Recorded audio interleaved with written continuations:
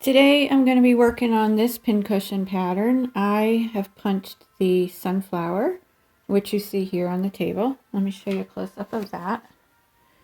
So this is the wrong side, and this is the right side. All right, the next step in the directions was to take the big circle and 1/4 inch in from the edge, just do a running stitch around. So that's all I'm going to do. I'm going to keep going around there. And then what you do is you pull it up to where it makes kind of like a little bowl. But I'm going to keep going all the way around. And then this is what I'm going to put the stuffing in. This is going to be the actual pincushion. Okay, I've got this stitched all the way around. And now I have to stuff it. And a couple years ago, I was at a rug cooking guild meeting. And somebody gave me all of this raw wool. Can you see all that? This is all raw sheep's wool. So I have so much of this, and I'm going to use it to stuff this with. And what I've read online is that the lanolin, the natural lanolin in this, will help to keep your needles from rusting.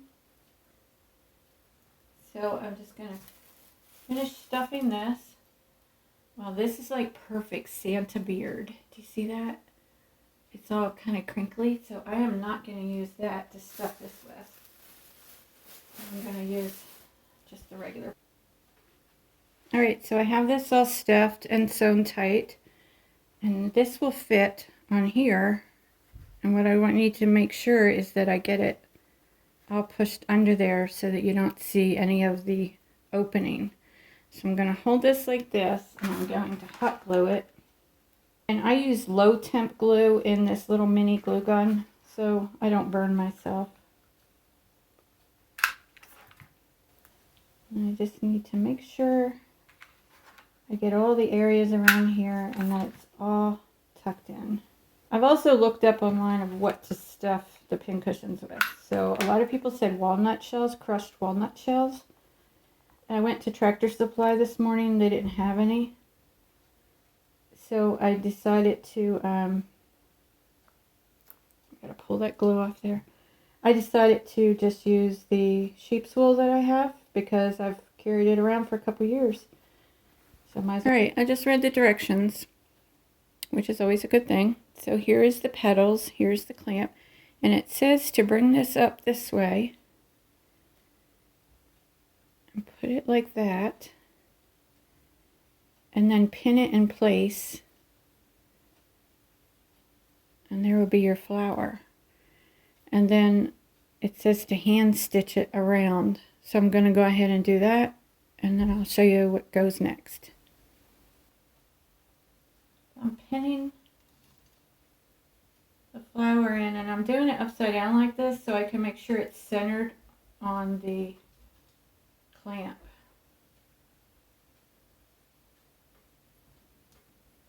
I would suggest actually where this hole is cut out, if you make this pattern, cut that hole a little bit smaller, and then you'll cover the edge of where you glued the this part on. See, like right here, you can see a little bit of the edge of the clamp. If that was just a little bit in, I might be able to do that. I can bring it in a little bit. So I would make that center hole just a little bit smaller than what the pattern calls for. So I'm going to use some Valdani because it's going to show, and I want it to look nice. And this is a coordinating color. So I would say match it close to your wool. This color wool, or whatever color you use, I would match the Valdani, or DMC you could use.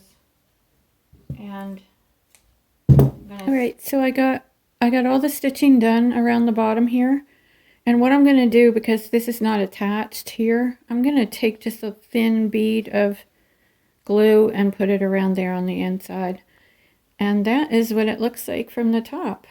So looks pretty good. And that's from the side. That one probably should have been stitched up a little higher, but hey, it's good. So now what I have to do is take this off the hoop, turn the edges back and glue them, and then that gets glued onto this, and it's finished. So I'm going to go ahead and put the glue on this, and then I'm going to work on the other piece and take it out of the hoop.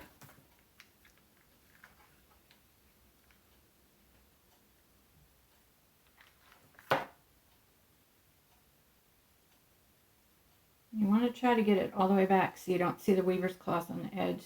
I can see that there's some right there in that point. I'm going to try to get that back. This is tricky because of all these points. Alright, I've got the back all glued back, and now this gets glued on here. So you just center it on there and then glue all your tips.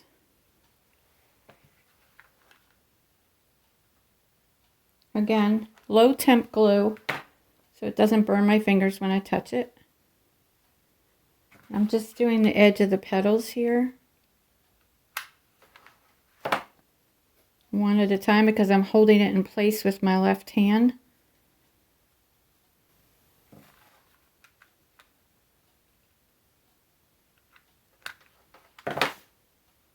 There. This is actually a lot easier than I thought it would be. I was kind of intimidated by doing this pattern and put it off for a long time. I mean, it took very little time to punch the flower because it's so small. And then I wasn't sure about making the actual pincushion itself, but it was pretty easy. So if you like primitive, this is a great pattern to do. And then you clamp it on your table by your workspace and you've got your pincushion. Or you can just clamp it on a cabinet maybe for decoration. Now I do know that if you want to use walnut shells that you can get them at the pet store. I did want to say that there is no pet store where I live. So, and I won't be near one for a couple days. And I wanted to do this today, so that's why I decided to do the wool. Alright, so I'm going around and I can see, you see here where you can still see this. So I'm going to go ahead and glue them down a little better so none of that weaver's cloth shows. And then it'll be all finished. So let me get this pattern again and show you. It's from Teresa Miller, Teresa's Primitive Treasures. She does have an Etsy shop, which is probably on here. And it's not, but I know her Etsy shop is Teresa's primtreasures.etsy.com. It's not primitives, it's prim. Teresa's primtreasures.etsy.com. That's where you can find this pattern. And I will see you all in the next video. I did want to say my wool ironing mat, that worked out great. My little iron worked out good. And this is today's project. And I will see you on the next one. Happy stitching and punching, everybody. Don't forget to hit that thumbs up. Bye.